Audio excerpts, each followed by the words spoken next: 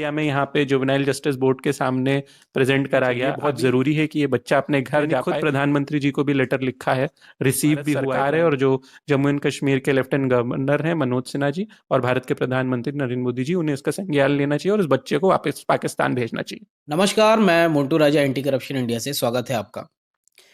आपने एक फिल्म देखी होगी सलमान खान की बजरंगी भाईजान, जिसमें एक बच्ची जो है वो हिंदुस्तान आ जाती है और बजरंगी भाईजान जो हैं उसे वो पाकिस्तान की बच्ची होती है और पाकिस्तान उसको छोड़ने का प्रण लेते हैं और पाकिस्तान छोड़ते हैं।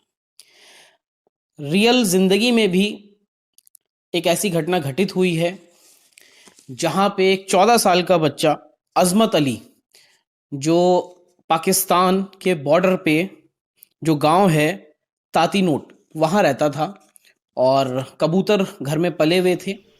कबूतर उड़ा, उसके पीछे भागते हुए वो हिंदुस्तान आ गया, जिसके बाद नवंबर 2021 से वो हिंदुस्तान के अंदर डिटेन किया हुआ है। तो उसी की जो लड़ाई है, अब राहुल कपूर जो हमारे साथ ख़ास मेहमान हैं, परिचय के मोहताज नहीं हैं, एक सोशल एक्टिविस्ट हैं, और अब इस बच्चे के लिए क्या बजरंगी भाईजान बन पाएंगे और उस बच्चे को उसके घर तक पहुंचाने के लिए क्या कदम उठाएंगे, ये तमाम जानकारी हम राहुल कपूर से लेते हैं। सर, स्वागत है आपका हमारे चैनल में। जी, बहुत बहुत शुक्रिया आपका। ये एक्चुअली बहुत ही गंभीर मुद्दा है जिस पे मैं आज आपके साथ बात कर रहा हूँ। देखिए, बजरंगी भाईजान तो पिक्चर मैंने भी देखी, एक बहुत अच्छी थीम पे बनी हुई पिक्चर है, लेकिन भगवान ना करे कि असल ज़िंदगी में किसी के भी परिवार के साथ, किसी बच्चे के साथ ऐसा हो। पर जो सच्चाई है वो ये है कि जो एलओसी है, ठीक है, उसके जो बॉर्डर के दोनों साइड जो विलेजेस हैं, गाँव, उसमें अक्सर ऐसा हो जाता है कि बच्चे खेलते समय पार कर जाते हैं एलओसी। तो ये भी जो बच्चा है, अज़मात अली इसका नाम है, 14 साल का बच्चा, इसका तो जो घर है वो बिल्कुल एलओसी से लगा हुआ है। इतना लगा हुआ है कि आप 20 कदम भी क्या कहते हैं अपने घर से भाग जाएं तो शायद आप एलओसी क्रॉस करके इंडिया की साइड आ जाएंगे। और ये बच्चा अपने पाले हुए कबूतरों के पीछे भाग रहा था, तो इसको पता नहीं चला कि कब ये एलओसी क्रॉस कर गया और ये इंडिया साइड पहुंच गया।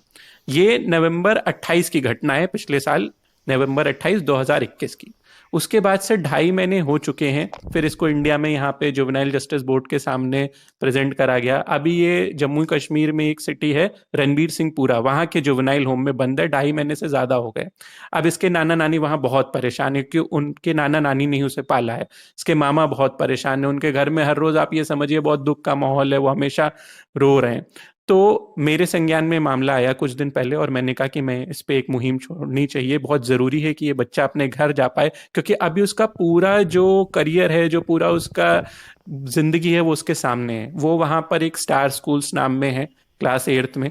तो हमने एक मुहिम शुरू करी change.org पे उसको वापस भेजने की। बहुत से लोग इसमें साथ भी जोड़ रहे हैं। मैंने खुद प्रधानमंत्री जी को भी लेटर लिखा है, रिसीव भी हुआ है प्राइम मिनिस्टर ऑफिस में। इसके अलावा बहुत से लोग हमारी मुहिम के साथ जुड़ रहे हैं और कोशिश यही है, क्योंकि पहले भी ऐसा हुआ है कि भारत की तरफ से कई बच्चे जो क्या कहते हैं पाकिस्तान से क्रॉस कर गए, गलती से उन्हें वापस भेजा गया है। तो हम उन्हीं को प्रेसिडेंट बनाते हुए मानते हैं कि जो भारत सरकार है और जो जम्मू एंड कश्मीर के लेफ्टिनेंट गवर्नर हैं मनोज सिन्हा जी और भारत के प्रधानमंत्री नरेंद्र मोदी जी, उन्हें इसका संज्ञान लेना चाहिए और उस बच्चे को वापस पाकिस्तान भेजना चाहिए। तो ये जो घटना हुई है, ये कैसे आपके संज्ञान में आई, और क्या आपने इस बच्चे के जो नाना नानी आप बता रहे हैं, नाना नानी ने पाल के उसको बड़ा किया है, क्या उनसे आपने कांटेक्ट किया, या जो इनके मामा बता रहे हैं आप बच्चे के, क्या उनसे कांटेक्ट किया? कैसे ये चीज़ आपके समक्ष आई? जी, आज ही मेरी उसके मामा से बात हुई और वो फ़ोन पे इतना रो रहे थे, इतना रो रहे थे कि मतलब बात करना, उनको सांत्वना देना, दिलासा देना मुश्किल हो रहा था, क्योंकि बहुत ही परेशान है वो लोग, बहुत ही परेशान है। मेरे संज्ञान में आई क्योंकि बहुत सारी पाकिस्तान की और इंडिया की मीडिया ने इसको कवर करा, तो मैंने कहीं किसी के ट्विटर पे देखा। उसके बाद जब जिन जर्नलिस्ट ने ये स्टोरी कवर करी थी उनसे मैं टच में आया, उसके बाद जो अज़मात अली हैं उस बच्चे के मामा, उनसे टच में आया। अरबाब अली नाम है उनका, बल्कि उन्होंने एक वीडियो भी बनाई है जो मैंने खुद अपने सोशल मीडिया पे डाली, जिसमें वो प्रधानमंत्री से गुजारिश कर रहे कि ह्यूमैनिटेरियन ग्राउंड्स पे इस बच्चे को वापस भेजा जाए। अस्सलाम वालेकुम, मेरा नाम अरबाब है। मैं अज़मात का हकीकी मामू हूँ, जो 25 नवंबर 2021 को Jammu Kashmir Poonch sector 33 note crossing point, जिसे चक्का दा बाग भी कहा जाता है, से गलती से क्रॉसिंग लाइन अबूर कर गया, जो अभी तक घर वापस नहीं आया। अस्मात की उम्र सिर्फ 14 साल है। वो 3 माह का था जब उसकी माँ मेरी बहन फौत हो गई। उसके बाप ने दूसरी शादी कर ली। अस्मात को उसकी नानी नाना ने बड़ी मुश्किलों से पाला पोसा और इस वक्त अस्मात 9वीं क्लास का तालिब इल्म है। हम रियासत जम्मू कश्मीर के उस हिस्से में रहते हैं जो रियासत जम्मू कश्मीर को तकसीम करता है, जिसे सीज़फायर लाइन कहा जाता है।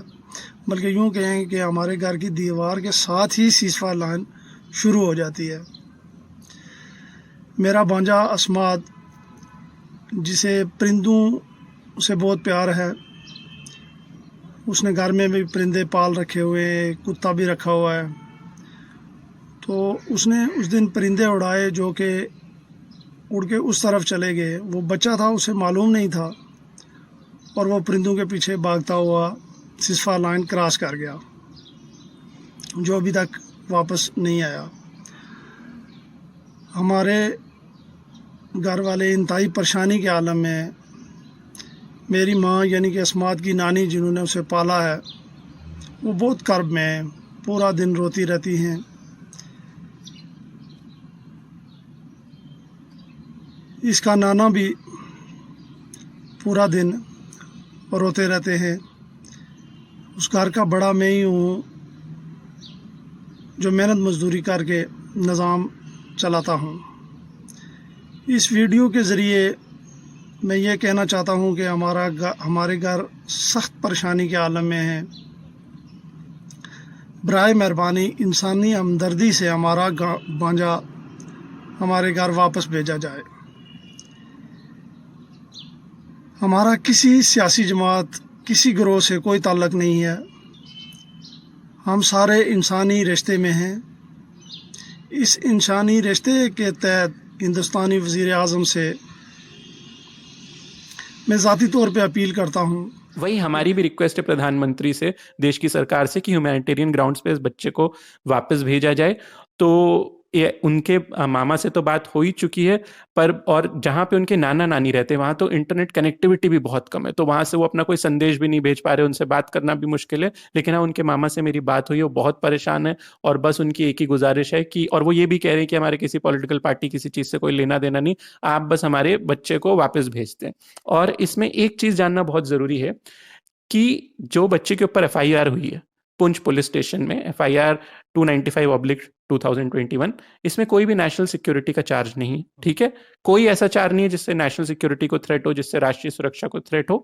सेक्शन 2 और 3 एक होता है egress internal movement control ordinance, जो कोई भी बच्चा, मान लीजिए कोई भी इंसान अगर एलओसी पार कर जाए तो उस पर लगता है, अगर कोई और उसकी मंशा नहीं होती, गलती से पार कर गया, कोई बुरी मंशा नहीं है, तो जो चार्जेस हैं वो भी कोई इतने बड़े नहीं है। आप कोई अगर पाकिस्तान की साइड से इंडिया आ जाएगा तो ऐसा तो है नहीं, उस पर कोई चार्ज लगेगा नहीं, उस पर लगेगा, लेकिन वो चार्जेस नेशनल सिक्योरिटी से उनका कोई लेना देना नहीं है, राष्ट्रीय सुरक्षा से कोई लेना नहीं है। चेक्स हो चुके हाँ, ये चेक्स हो चुके हैं, क्योंकि आर्मी ने खुद ही पहले उसको कस्टडी में लिया था, उसके बाद ही जम्मू कश्मीर पुलिस को सौंपा। फिर भी एफआईआर में अगर कोई चार्ज नहीं आया तो ये बहुत क्लियर है कि वेरीफाई हो चुका है कि कोई नेशनल सिक्योरिटी से लेना देना नहीं है। 14 साल का बच्चा है जो कि गलती से पाकिस्तान की तरफ से इंडिया की साइड आ गया है, अब वो 2.5 महीने से यहाँ के जुवेनाइल होम में बंद है।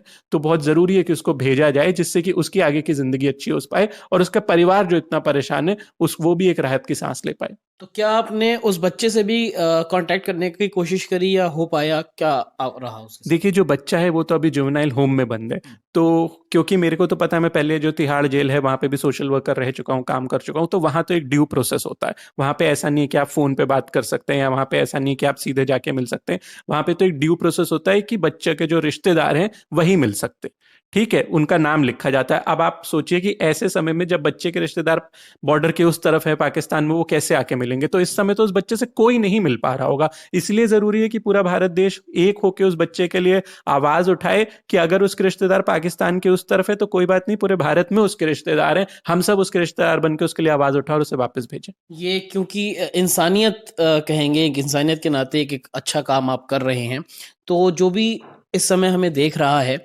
उन तमाम भारतवासियों के लिए या फिर जो पाकिस्तान में लोग बैठे हैं उनके लिए एक संदेश जो आप देना चाहें? देखिए, मेरा संदेश यही है कि हमें हमारा इंसान से इंसान का अगर कोई रिश्ता होता है, सबसे पहले तो वो इंसानियत का होता है, उसके बाद किसी और का बात का रिश्ता होता है। तो हम सब देख रहे हैं कि एक 14 साल का बच्चा है जो कि इस तरीके से गलती से भारत की तरफ आ गया है, 2.5 महीने से पहले ही जुवेनाइल होम में बंद है। गलती हुई उससे, कहीं ना कहीं जो सजा उसको नहीं मिलनी चाहिए थी उससे बहुत ज्यादा ही सजा काट चुका है। गलती किसी से भी हो सकती है। हम सब जब बचपन में थे अपने खिलौनों के पीछे भागते थे, अपने पालतू जानवरों के पीछे भागते थे, ये सब होता ही था। अब उससे गलती हो गई है। एक इस जो क्या कहते हैं, ये सब जो हुआ इंसिडेंट, इसका एक बहुत ही ह्यूमैनिटेरियन पर्सपेक्टिव ले भारत सरकार भी, और जल्द से जल्द उसको रिहा करे। जो लोग मुझे देख रहे हैं, हमारी एक पिटिशन चल रही है change.org पे, सेंड अजमत होम करके, आप उसको साइन करें, जिससे कि दुनिया भर में लोग संज्ञान ले कि ठीक है, एक इस तरीके के बच्चे को वापस भेजने के लिए इतने सारे भारतीय लोग आवाज उठा रहे हैं। आप लोग इसके बारे में लिखें जरूर। आप लोग लिखेंगे तो लोगों तक बात पहुंचेगी, भारत सरकार तक बात पहुंचेगी, और मुझे पूरा भरोसा है एक बार भारत सरकार तक बात पहुंचेगी, वो इस मामले की जांच कराएगी 5-10 दिन में, तो मुझे जरूर पूरा भरोसा है कि वो इस बच्चे को वापस भेजेंगे। जी, राहुल जी बहुत बहुत शुक्रिया हमसे बात करने के लिए। बहुत धन्यवाद। तो ये है हमारे साथ इस समय राहुल कपूर, जो कि एक सोशल एक्टिविस्ट हैं, और अगर ये बच्चा जाता है तो राहुल कपूर जो हैं वो एक बजरंगी भाईजान जो फिल्म में थे, रियल जिंदगी के बजरंगी भाईजान बन के साबित होंगे। बहुत बहुत शुक्रिया। धन्यवाद। सब्सक्राइब करें हमारे YouTube चैनल को और बने रहें हमारे साथ।